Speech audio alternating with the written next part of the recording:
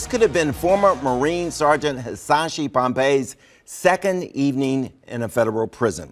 He was convicted of an unlawful gun charge in New Jersey, but the gun was legally registered in the state of Virginia to Pompey, who was also a military police officer based at the Quantico Marine Base. He was facing a mandatory minimum 3 years in prison. We first told you about Sergeant Pompey's story on Thursday. Get this. Then on Friday, New Jersey Governor Christie, in a surprise move, commuted the entire sentence.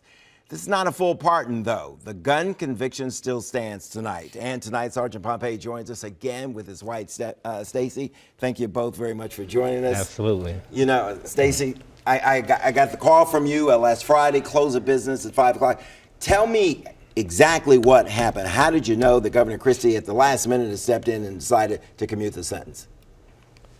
How did you know? Did you get a phone call, email, a piece of paper? Come on. We was actually en route back from the attorney, from the governor's council's meeting that we had on Friday. And they told us when we get back, just stand by, full call. They'll be making their decision. They'll try to make, hopefully they make the decision before Monday. Okay. And within 3 hours, 3.5 hours into the trip back, we get the phone call like, hey, you need to pull over. I'm like, okay, good to go. And the phone call's from? From my attorney. Okay, he says you need to pull over. Yes, so I thought it was going to be something bad at first, but then he said, no, you really need to pull over. Are you pull over? So then we started to get nervous. Right. So, so the attorney then says, the governor gave you clemency. And at that time we were still driving, but then I really had to pull over. Exactly. I really had to pull over. Stacy, you get home and you call me. Yes. Still in tears and in shock at the whole situation, and just extremely grateful, and grateful to you, grateful to your team, grateful for everybody that showed us support.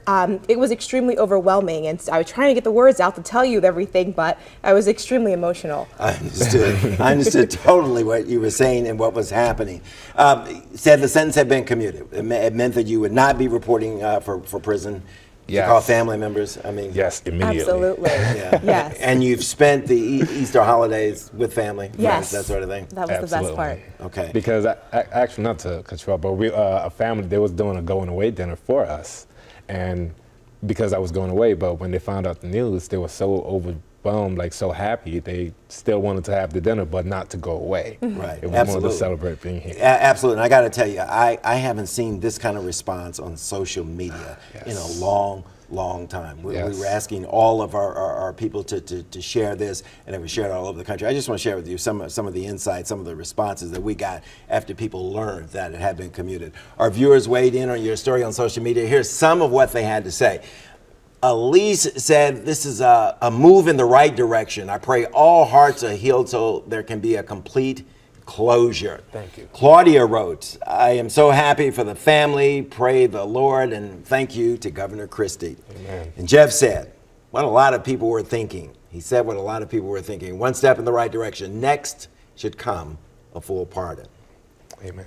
Yes. Okay, now what about a pardon? What are the chances for that? I know that's what you're going for because you still got a felony conviction. Yes, correct. Okay. I am still considered a felonist because of the situation, and I was also told by my attorney that the governor is going to consider the application. We're just awaiting engagement. We're just waiting for him to give us a timing date for us to meet up, and then we'll see what happens from there. Yeah, somebody tells me the governor wants to meet you, though. You're going to be you're going to be making another trip to Trenton, New Jersey, right? Absolutely. Yes, absolutely. Okay, for our viewers who are just tuning in who don't remember what happened. Okay, let's go back a few years.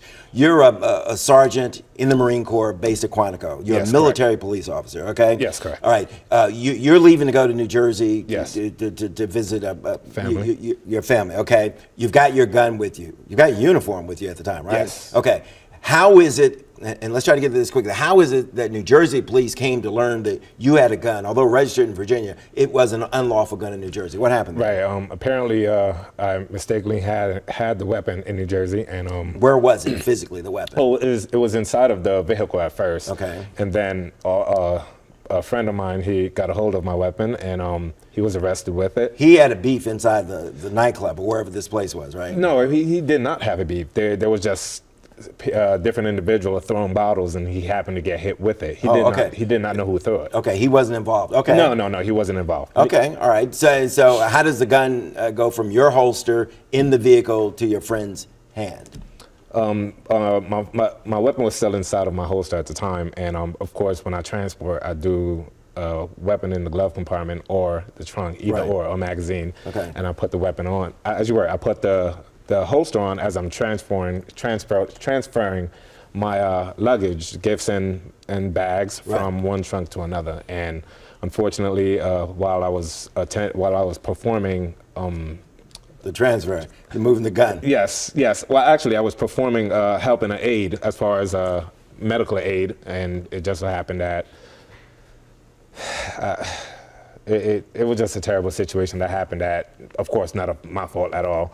And my friend, he got a hold of the weapon, and he was arrested. And I told the officers it was mine, and it was registered and licensed in my name.